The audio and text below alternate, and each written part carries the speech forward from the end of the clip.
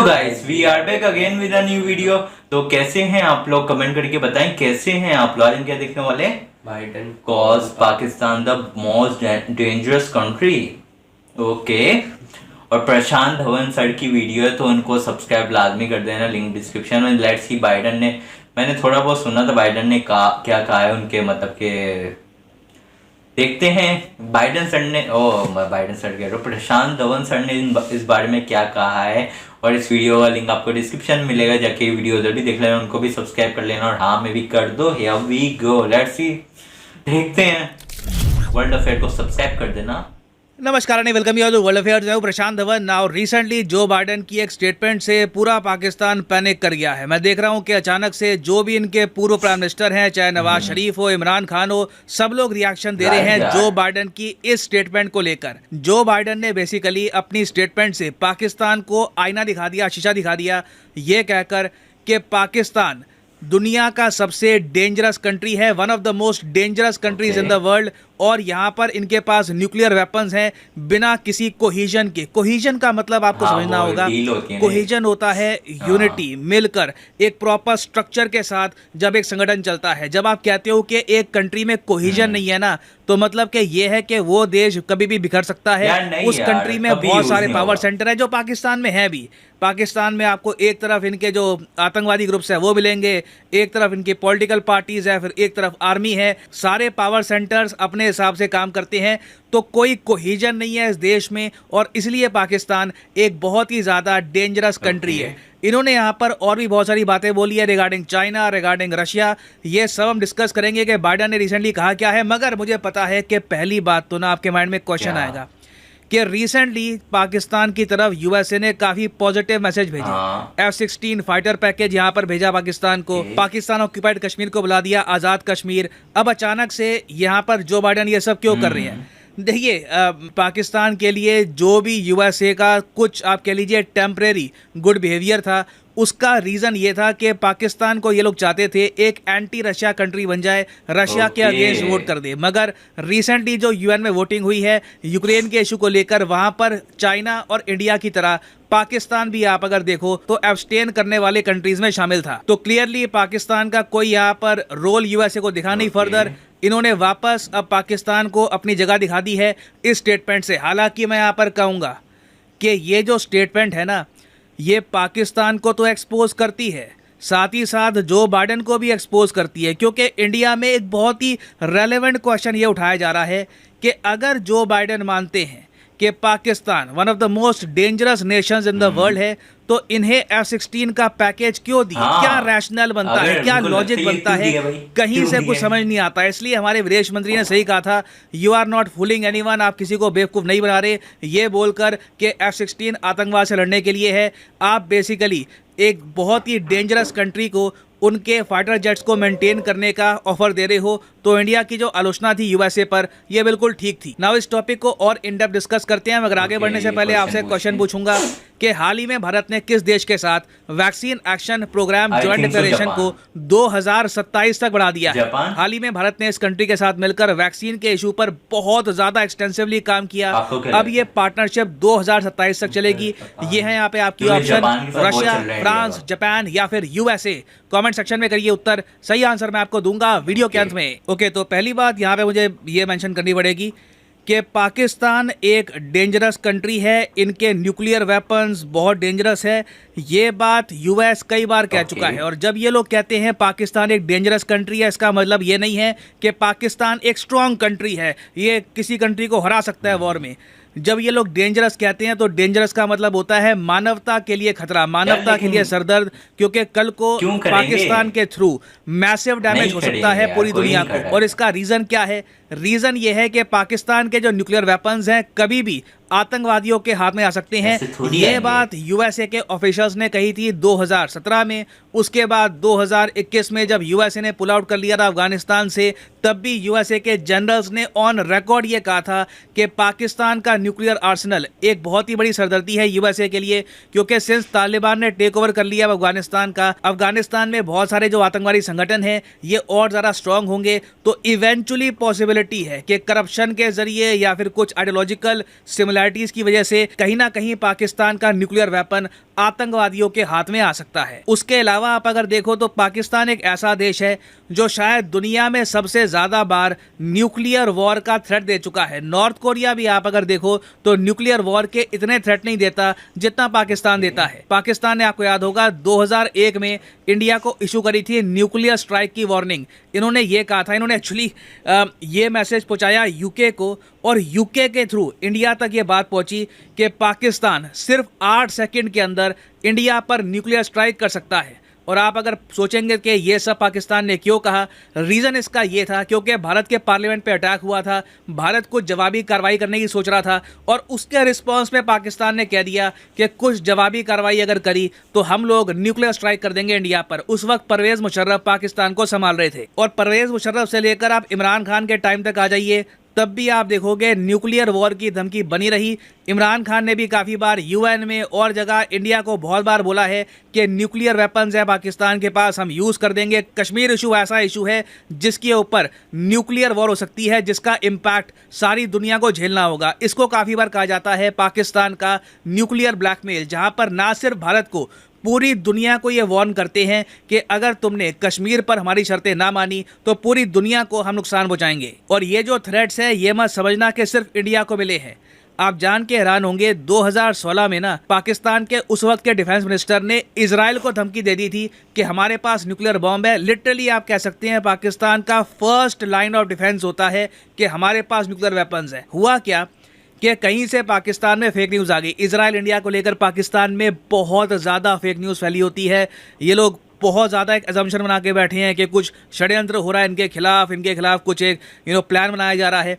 तो कुछ एक फेक न्यूज़ थी, ये उस वक्त के पाकिस्तान के defence minister Khawaja M Asif तक पहुंच गई। तो इन्होंने उसके रिस्पांस में ट्वीट कर दी कि इजराइल के डिफेंस मिनिस्टर ने थ्रेटन किया है, न्यूक्लियर रिटेलिएशन होगी पाकिस्तान पर। अगर पाकिस्तान ने सीरिया में सपोर्ट किया, सीरिया में इजराइल के खिलाफ काम किया, तो इजराइल न्यूक्लियर बॉम्ब से मारेगा पाकिस्तान को। ये इनको कहीं सुनने में आ गया।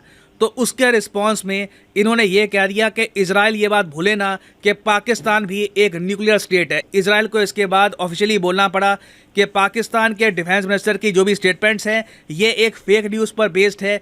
जो भी ये स्टेटमेंट्स कहने इजराइल के डिफेंस मिनिस्टर ने बोली है, ये स्टेटमेंट ऑफिशियली कभी भी नहीं दी गई थी। फिर लास्ट यहाँ पर बहुत ही बेसिक डेंजर इस बात का है कि पाकिस्तान अगर डिसइंटीग्रेट कर गया, अगर टूट गया, तो उसके बाद पाकिस्तान के न्यूक्लियर वेपन्स किसके हाथ पे जाएंगे, इसके बारे में यूएस समेत इवन पाकिस्तान के जो फॉर्मर प्राइम मिनिस्टर्स हैं वो भी बोल चुके हैं।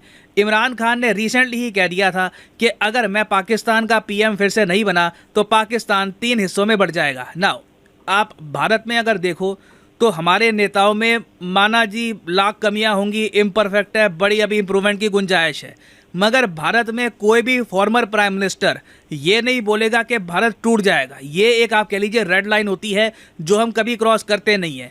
पाकिस्तान में ये लोग खुल के इसलिए कह देते हैं क्योंकि इनको अंदर से पता है कि इनका कंट्री कितना फ्रेजाइल है। और इवन आप देखोगे 2006 में ना यूएसए के एक बहुत ही फेमस लेफ्टिनेंट कर्नल थे रैल्फ पीटर्स, इन्होंने मैप प्रेजेंट किया दुनिया के सामने। इन्होंने ये कहा कि जब मैं यूएस मिलिट्री में था तब काफ़ी बार मिडल ईस्ट को इस तरीके से ट्रांसफॉर्म करने की बात होती थी कि ईरान में एक प्रो यूएस गवर्नमेंट आ जाएगी, ईरान में फिर से हो जाएगा तख्ता पलट, उसके बाद ईरान को ये फैला देंगे, अफगानिस्तान सिकुड़ जाएगा, बलूचिस्तान फ्री बलूचिस्तान एक नया देश बन जाएगा, और पाकिस्तान बस इतना सा ये जो पार्ट है मॉडर्न डे पंजाब प्रोविंस और उसके अलावा सिंध प्रोविंस, बस यही बचेगा पाकिस्तान। हालांकि यूएस गवर्नमेंट ने ऑफिशियली कभी भी इस मैप को एंडोर्स किया नहीं है, मगर ये बहुत बड़ी बात है कि ये मैप यूएसए की मिलिट्री जर्नल में भी बाद में पब्लिश हुआ था।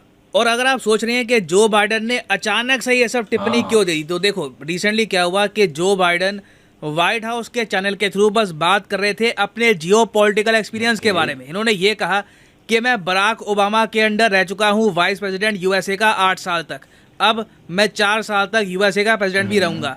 मैंने बहुत सारा टाइम बताया है शी जिनपिंग के साथ, मैं समझता हूं कि वो आदमी कैसे सोचता है, वो किस तरीके से दुनिया को देखता है, और शी जिनपिंग के पास प्लान्स बहुत बड़े बड़े हैं, मगर उनके सामने बहुत सारी प्रॉब्लम्स भी हैं। रशिया को हम कैसे हैंडल करेंगे ये भी हमारे सामने काफ़ी बड़ी प्रॉब्लम है। उसके अलावा इन्होंने कहा कि पाकिस्तान भी एक काफ़ी बड़ा क्वेश्चन है। तो बेसिकली आप सोच कर देखो तो जो बाइडन ने अपनी चेन ऑफ थॉट में ना जो यूएसए के सामने चैलेंजेस है, चाइना, रशिया और पाकिस्तान तीनों को एक ग्रुप में एक सिंगल पैराग्राफ में मेंशन किया है। और उसके अलावा भी आपको याद होगा कि रिसेंटली जब यूएसए ने अपनी नेशनल सिक्योरिटी स्ट्रैटेजी का डॉक्यूमेंट रिलीज किया था, जिस पर मैं वीडियो बना चुका हूं, करीब 9,40,000 के आसपास लोग देख चुके हैं इसको।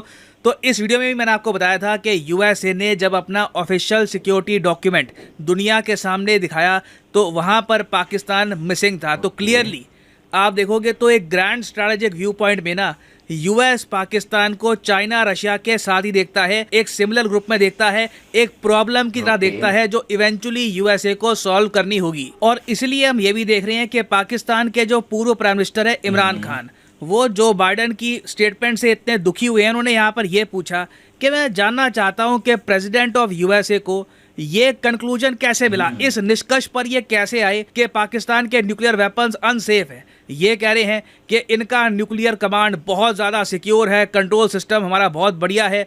और आगे ये कहते हैं यूएसए तो खुद वॉर्स में इन्वॉल्व हो चुका है। ऑफ कोर्स यहाँ पे हिंट कर रहे हैं हिरोशिमा नागासाकी पे, जहाँ पे यूएसए ने एक्चुअली न्यूक्लियर बॉम्ब्स यूज़ भी कर दिए थे। आगे फिर यहाँ पर ये भी ऐड करते हैं, ये झूठ बोलते हैं कि पाकिस्तान ने कब दुनिया में अग्रेशन दिखाया न्यूक्लियराइजेशन के बाद। एक बार जब पाकिस्तान ने न्यूक्लियर एक्सप्लोजन कर दिया तब पाकिस्तान ने अग्रेशन कब दिखाया?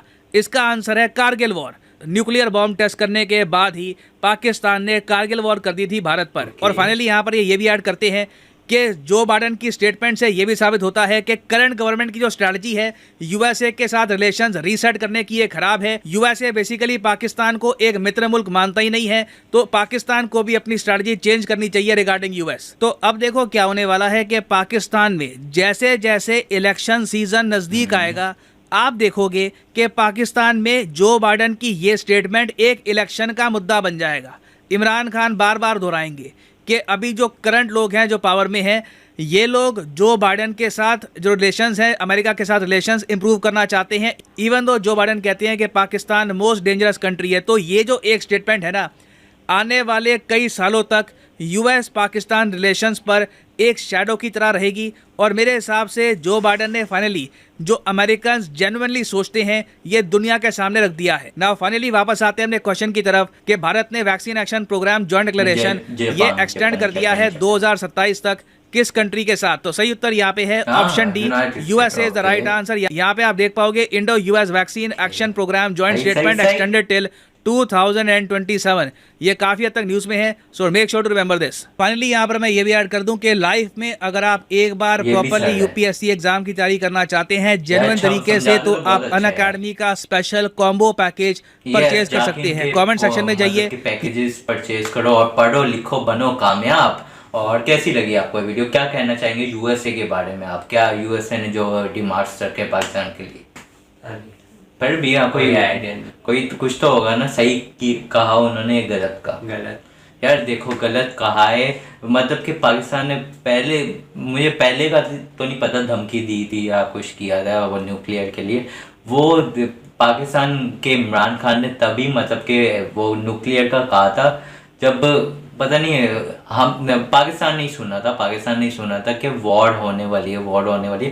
तो उन्होंने कहा था कि दोनों ही न्यूक्लियर कंट्री है, वॉर होगी तो खतरनाक होगी। इन्होंने ये नहीं कहा था कि न्यूक्लियर वॉर करनी है, उन्होंने ये कहा था कि वॉर हुई तो न्यूक्लियर दोनों कंट्री है तो वॉर खतरनाक होगी। इसका मतलब ये नहीं कि ये कह रहे धमकी है कि न्यूक्लियर वॉर कर देंगे, इसका मतलब बिल्कुल भी ये नहीं था। और न्यूक्लियर वॉर कोई भी नहीं चाहता भाई। दोनों मतलब कि जहाँ भी न्यूक्लियर होगा दोनों देशों का मतलब कि खराब होगा, इससे किसी का फायदा नहीं होगा। न्यूक्लियर वॉर तो होनी भी नहीं चाहिए भाई। न्यूक्लियर वॉर का ऐसी वॉर नहीं होनी चाहिए भाई, ऐसी रहो यार। क्या है वॉर पता नहीं दुनिया में क्यों होती है यार, समझ से बाहर है। और आप भी कमेंट करके बताना बाइडेन का क्या चल रहा है यार, बाइडेन का जी भी चलता है। आप लोग बताना आप लोग क्या सोचते हो बाइडेन के बारे में। एक तरफ कुछ होता है एक तरफ कुछ होता है। अमेरिका देखो, अमेरिका कुछ जंगों में घुसा हुआ, अफगानिस्तान की जंग में वो घुसा, साथ में पाकिस्तान को भी घसीटा उन्होंने, फिर जाके पाकिस्तान बदनाम हुआ। वरना पहले तो पाकिस्तान ऐसा नहीं था ना, मतलब कि ऐसा सिर्फ टेररिज्म कहाँ से शुरू हुआ? ये गौर करने की बात है, टेररिज्म शुरू कहाँ से हुआ? जब हमने हिस्सा लिया अमेरिका के साथ जंग में। यार अमेरिका खुद मतलब के पंगे लेते हैं सबसे और इल्ज़ाम सारा पाकिस्तान पे।